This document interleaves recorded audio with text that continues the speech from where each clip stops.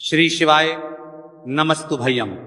आप सभी लोग जानते हैं कि 25 सितंबर 2025 यानी गुरुवार को पड़ रही है नवरात्रि चतुर्थी व्रत, और ये वह तिथि है जो आश्विन माह में पड़ने वाली सबसे बड़ी तिथि है, क्योंकि ये आश्विन माह पड़ने वाली है और इसका बहुत ही बड़ा और विशेष महत्व होता है।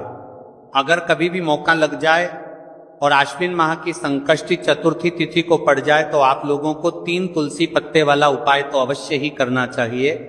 इन दोनों का संयोग बहुत ही कम आता है। इसी के साथ में गुरु ने शिव पुराण कथा में बताया है कि इस दिन आपको एक 3 तुलसी पत्ते वाला उपाय तो आपको अवश्य ही करना चाहिए, क्योंकि ऐसा दिन पूरे साल में सिर्फ एक ही बार आता है। और आप सभी लोग जानते हो कि पूछा पत्र की बाद पूछा पत्र की बन जाता है।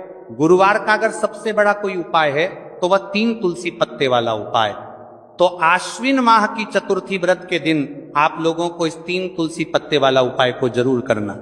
बहुत सारे लोग होंगे जिन लोगों ने इस उपाय को ना किया हो, मतलब पूरा साल निकल गया, उन्होंने किसी भी दिन इस 3 तुलसी पत्ते वाला उपाय को जरूर करना, लेकिन एक शांति तुलसी पत्ते वाला उपाय को ना किया हो। पर आपके पास एक आखिरी मौका बचा हुआ है, जो कि 25 सितंबर 2025 आश्विन माह की गुरुवार के दिन है। इस दिन आप लोगों को इस वाले उपाय को जरूर कर लेना है।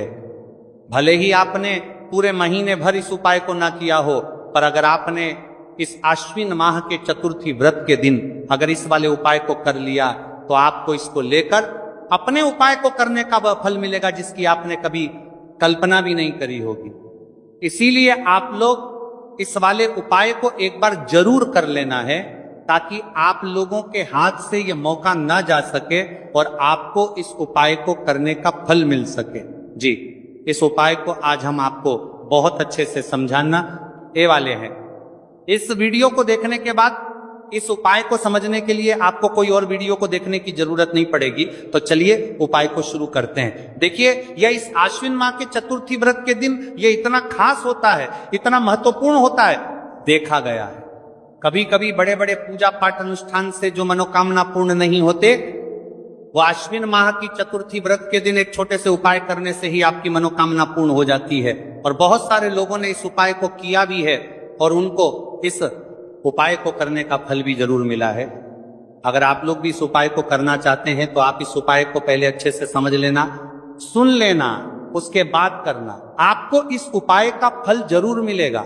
और इस उपाय को कर लेने से आपके घर में चाहे किसी भी प्रकार की दुख और समस्या क्यों ना चल रही हो, आपको उसका कारण भी नहीं पता है कि भाई ये समस्या किस कारण से चल रही है, उसका कुछ भी आपको कर लेने कर्मी है। कारण हो सकता है जैसे पितृदोष हो सकता है, या किसी भी तरह का मंगल दोष भी हो सकता है। तो इस दिन आप लोगों को ये वाला उपाय कर लेना है। ये एक ऐसा उपाय है जिस उपाय को अगर किसी विशेष दिन पर किया जाए तो भाई उस विशेष दिन का जो है वह तो हमें मिलता ही मिलता है। हाँ, पर हमने उस दिन पर इस उपाय को किया है तो हमें उससे भी बड़ा फल मिलता है, और फल बहुत जल्दी मिलता है, क्योंकि आप इस उपाय को बहुत ही बड़े और विशेष दिन पर कर रहे हो। तो चलिए अब उपाय के बारे में बात करते हैं, लेकिन उससे पहले आप लोगों को यह जानना आवश्यक है कि आखिर ये उपाय ये करना है, किसको करना है और कैसे करना है। तो चलिए हम आगे आपको वीडियो में एक एक करके बता देते हैं। लेकिन उससे पहले अगर आप लोग हमारे चैनल पर पहली बार आए हैं या फिर मेरी आवाज आज पहली बार सुन रहे हैं तो हमारे चैनल को सब्सक्राइब जरूर करता है। लेकिन आपने पहली पर वीडियो को लाइक करके कमेंट बॉक्स में श्री शिवाय नमस्तुभय ओम नमः शिवाय जरूर टाइप कर देना।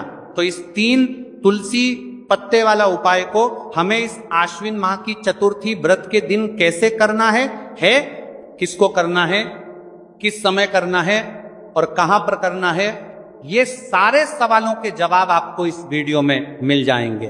और जो ये वीडियो देखेगा भाई, उसको 3 तुलसी पत्ते वाला उपाय जरूर करना चाहिए, क्योंकि इस दिन तुलसी पत्ते का भी बहुत ही बड़ा और विशेष महत्व होता है। चाहे 3 तुलसी पत्ते वाला उपाय की तो या सोने पर सुहागा वाली बात हो जाती है, और ये एक बहुत ही बड़ा उपाय हो जाता है इस आश्विन माह की गुरुवार का।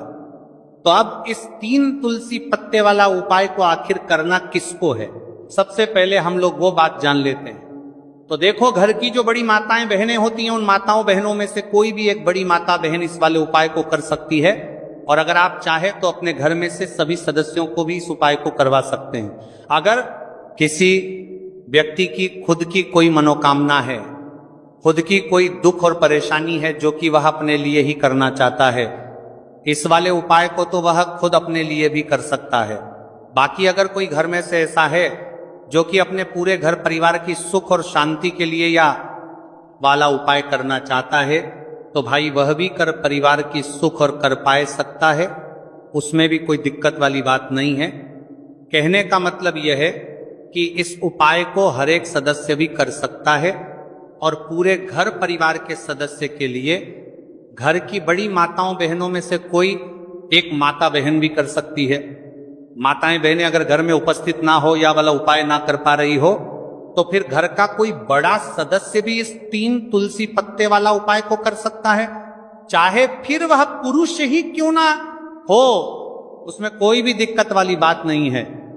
उसके बाद में जो अगला प्रश्न निकल कर आता है वो ये आता है, इस उपाय को लेकर के आखिर इस उपाय को हमें किस समय करना है, सुबह के समय करना है कि शाम के समय करना है? तो देखो, इस वाले उपाय को आप लोग सुबह के समय भी कर सकते हो और शाम के समय प्रदोष काल में भी कर सकते हो।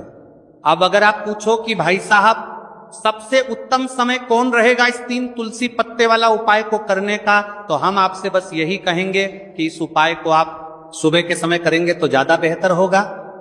बाकी अगर प्रदोष काल शाम के समय भी करेंगे तो भी अच्छा होगा, उसमें कोई भी दिक्कत वाली बात नहीं है। तो अब जो अगली सबसे बड़ी और महत्वपूर्ण बात आती है वह ये आती है कि सुबह अगर हम उपाय को करेंगे तो हमें कितने बजे से लेकर कितने बजे तक के बीच में करना है, और शाम के समय प्रदोष काल में करेंगे तो हमें कितने बजे से लेकर कितने बजे के बीच में करना है। तो देखो, सुबह जितनी जल्दी हो सके आप उपाय को करने की कोशिश करना।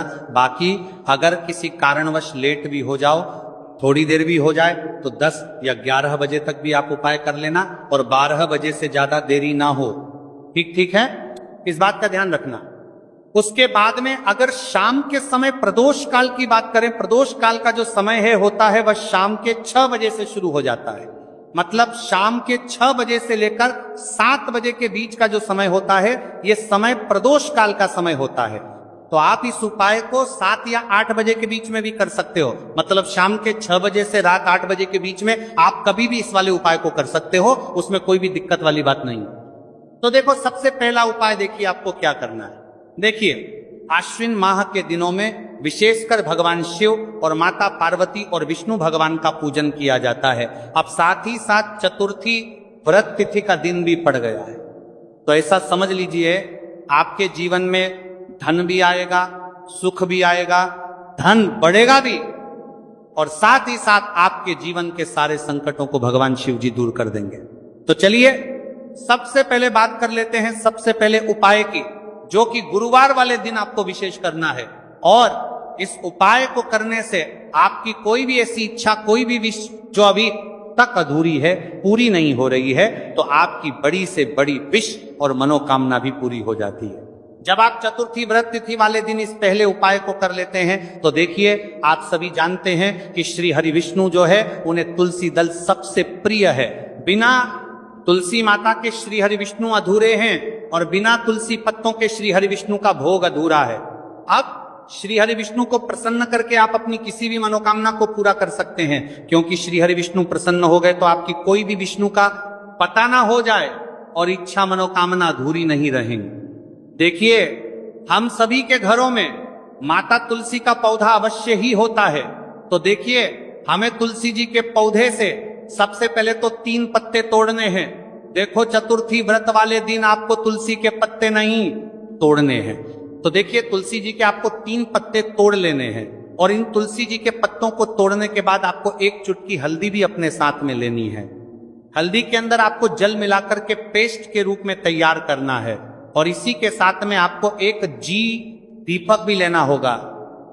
दीपक आप मिट्टी का भी ले सकते हैं, आटे का भी ले सकते हैं, और इस दीपक में आपको शुद्ध घी डाल के इसमें आपको लंबी रुई की बाती का प्रयोग करना है। देखिए, आपके पास से 3 तुलसी जी के पत्ते हैं, तो पहला जो तुलसी जी का पत्ता है उस पर आपको सबसे पहले तो जो आपने हल्दी ली है उसकी एक बिंदी लगानी है।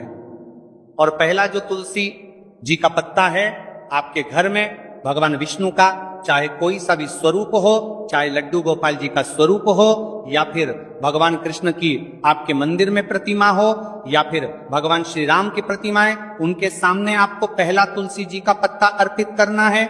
अब देखिए, आपके पास जो 2 तुलसी जी के पत्ते हैं और आपके पास जो एक दीपक है, इन्हें आपको लेकर के पहुंचना है अपने ही घर में तुलसी जी के पौधे के पास में। देखिए, सबसे पहले तो आपके पास जो 2 तुलसी जी के पत्ते हैं, जी के पत्ते हैं, उन पर भी आपको हल्दी की एक एक बिंदी लगानी है और उन दोनों ही तुलसी जी के पत्तों को आपको अपने घर में तुलसी जी के पौधे के वहां पर ही अर्पित कर देने हैं। और इस प्रकार से ये दोनों पत्ते भी तुलसी जी के पौधे के पास मम अर्पित कर देने हैं। और इस प्रकार से करने के बाद अंत में जो आपके पास एक लंबी बाती का दीपक है, इसे आपको तुलसी जी के पौधे के पास में ही प्रज्वलित कर देना है। जो भी व्यक्ति अपने ही घर पर इस प्रकार से तुलसी जी के 3 पत्तों का ये उपाय कर लेता है तो उसका परिवार हमेशा खुश रहता है, उसके परिवार में कभी भी कोई भी संकट उत्पन्न नहीं होता है। और यदि आपके घर में जो भी ग्रह क्लेश है वह भी समाप्त होते हैं। तो इस प्रकार से ये सुंदर सा उपाय करना है। अब बात करते हैं अगले उपाय की। देखो, यदि आपके जीवन में आर्थिक संकट बहुत अधिक हो रहे हैं, धन की समस्या लगातार जीवन में बनी हुई है, 1 रुपयों को प्राप्त करने के लिए आपको बहुत अधिक मेहनत कर रहे हैं, तो आज रात्रि में सोने से पहले आपको कोई एक चमत्कारी दीपक का उपाय अवश्य करना। या फिर यदि आपका जो व्यापार है, बिजनेस है, दुकान है, वो अच्छे से नहीं चल पा रही है, तो आज रात्रि में इस विशेष दीपक का उपाय आपको अवश्य करना चाहिए। देखो, दीपक हमारे घर में सभी नकारात्मक शक्ति को बाहर करता है। ये उपाय आपको साल में केवल 1 बार करने का ही मौका मिलता है। देखिए, इस उपाय के लिए आपको तुलसी जी की जो सूखी लकड़ी होती है उसे ले लेना है। देखिए, यदि आपके पास पुरानी तुलसी जी की लकड़ी है तो उसे आप ले सकते हैं, और यदि आपके घर में तुलसी जी जो लकड़ी है वह सूखी हुई है तो उसकी लकड़ी आप तोड़ के इस्तेमाल कर सकते हैं। लेकिन आपको ध्यान रखना है कि सूर्यास्त से पहले पहले ही आपको ये जो तुलसी जी की लकड़ी है इससे अवश्य ही तोड़कर दे लेना है। तो इस उपाय के लिए आपको सबसे पहले तो एक मिट्टी का दीपक लेना होगा, चाहे तो आटे का दीपक भी ले सके, क्योंकि आटे का दीपक सभी दीपक में सर्वोत्तम माना गया है। इस दीपक के अंदर आपको शुद्ध घी का प्रयोग करना होगा, और इससे दीपक के अंदर आपने जो तुलसी जी की लकड़ी ली है उसे भी रख देना है। लेकिन ये जो तुलसी जी की लकड़ी है, इसमें आपको चारों तरफ अच्छे से घी लगा लेना है। देखिए, गुरुजी ने बताया है कि जो तुलसी जी की लकड़ी है, यदि आप उपाय करते हैं और बहुत ही शीघ्रता से जल जाती है, तो इसके लिए आपको एक कार्य करना है। आपको थोड़ी सी रुई ले लेनी है, और उस रुई को आपने जो तुलसी जी की लकड़ी ली है उस पर अच्छे से चारों तरफ लपेट देनी है। तुलसी जी की लकड़ी के ऊपर रुई लपेटने के बाद इसे आपको पूरा घी के अंदर डुबो लेना है। अब इसे आपको बाती से बर्तन की आग के बीच में कार्य कि पर देना है के रूप में प्रयोग करना है। अब इसे आपको प्रयोग करना है। अब इसे आपको बर्तन की बात 3 के बाद दीपक को आपको प्रज्वलित कहां करना है, तो इस दीपक को आपको या तो भगवान विष्णु के सामने प्रज्वलित करना होगा, या फिर आपको भगवान श्री राम के सामने प्रज्वलित करना होगा। तो लाकानी के लिए प्रज्वलित करना होगा, या फिर भगवान कृष्ण के सामने, यानी कि भगवान विष्णु के जो भी अवतार हैं उनके सामने आप यह दीपक प्रज्वलित कर सकते हैं। या फिर आप इस दीपक को माता तुलसी जी के सामने भी प्रज्वलित कर सकते हैं। पूज्य गुरु जी ने बताया है कि जो भी व्यक्ति इस प्रकार से तुलसी जी की डंडी से ये दीप दान कर देता है, उसके जीवन में कभी भी धन की समस्या नहीं होती है। इसीलिए आपको ये पूरे साल में केवल 1 बार ही मौका मिलता है। इस उपाय को करके देखना, आपकी सभी इच्छाएं जरूर पूर्ण होंगी। ये जो उपाय करता रहे नहीं होंगी, ये जो है रात्रि में सोने से पहले करना है। ये उपाय करते सर्वश्रेष्ठ होने वाला है। देखिए, इस उपाय के लिए आपको मात्र 5 हरे मूंग के दाने ले लेना है। देखिए, तिथि है और ये गुरुवार के दिन पड़ रही है, इसीलिए आपको 5 हरे मूंग के दाने लेना है। हरे मूंग के दाने लेना है। हरे मूंग के दाने लेना है। के दाने आपको साबुत लेने हैं। खंडित नहीं होने चाहिए, इस बात का ध्यान रखें। और इसी के साथ में आपको एक तांबे के पात्र के अंदर अपने घर से शुद्ध जल ले लेना है। अब इन सभी सामग्रियों को लेकर के आपको सीधे पहुंच जाना है भगवान शिव के मंदिर में। देखिए, इस उपाय को भी आप सुबह भी कर सकते हैं और शाम के समय में भी कर सकते हैं। देखिए, भगवान शिव के मंदिर में पहुंचने के बाद आपके पास जो 5 हरे मूंग हैं, उनमें से पहला जो हरा मूंग है, आपको शिवलिंग के सामने जो नंदी महाराज होते हैं और उनका जो पैर उठा हुआ होता है, वहां पर आपको पहला हरा मूंग समर्पित करता है, वहां पर जो देना है। और आपको ओम नमः शिवाय इस मंत्र का जाप कर लेना है। फिर आपको दूसरा हरा मूंग लेना है और शिवलिंग पर जो श्री गणेश जी वाला स्थान होता है, वहां पर आपको ये दूसरा हरा मूंग समर्पित कर देना। यानी कि शिवलिंग के सीधे तरफ आपको ये दूसरा हरा मूंग समर्पित करना है। और फिर आपको ओम नमः शिवाय या फिर श्री गणेशाय नमः इस मंत्र का जाप कर लेना है। सारा हरा मूंग का दान आपको भगवान शिव की सबसे प्रिय पुत्री माता अशोक सुंदरी वाले स्थान पर समर्पित करना होगा। शिवलिंग की जो जलाधारी होती है, जहां से जल बह के आता है, उसी जलाधारी के बीच में जो कहीं ना कहीं उठी हुई लाइन होती है सांप की आकृति के रूप में, वहीं पर आपको तीसरा हरा मूंग समर्पित करना है। और फिर आपको ओम नमः शिवाय इस मंत्र का जाप कर लेना है।